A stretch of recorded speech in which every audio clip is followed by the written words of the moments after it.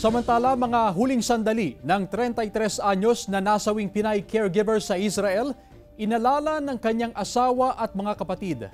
Yan naman ang balitang tinutukan ni Jasmine Gabriel Galban. Kahit yung buhay ko na lang po, kabalit po ng kaligtasan po niya. Kasi marami pa siyang pangarap.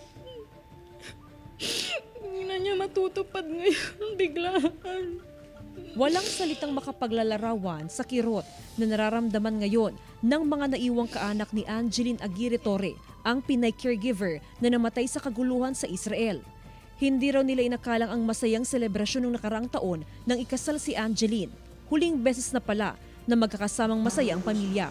Kailanman, hindi na nila masisilayan ang matamis ng ngiti ni Angeline.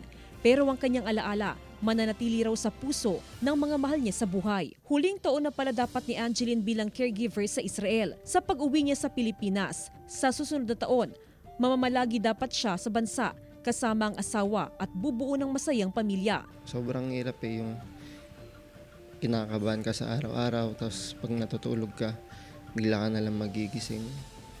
Bigla mo siyang hanapin.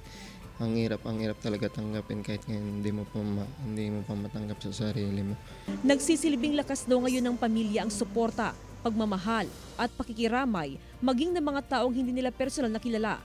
Bukod sa pakikipag-ugnayan ni Pangulong Bongbong Marcos sa pamilya, personal din daw na tumawag sa pamilya ni Angeline si Israeli Ambassador Ilan Flas at nagpapasalamat sa kabayanihang ipinakita nito. Nakaka-proud po kahit na sobrang sakit po. Nakaka-proud pa rin po. Talagang lahat po ibibigay po talaga kahit po yung sarili na lang po niya, kahit wala nang matira po sa kanya.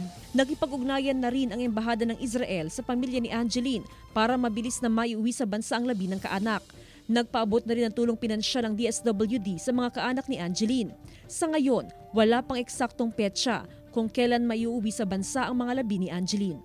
Kasama si Henry Duminsil, Jasmine Gabriel Galban, One North Central Luzon.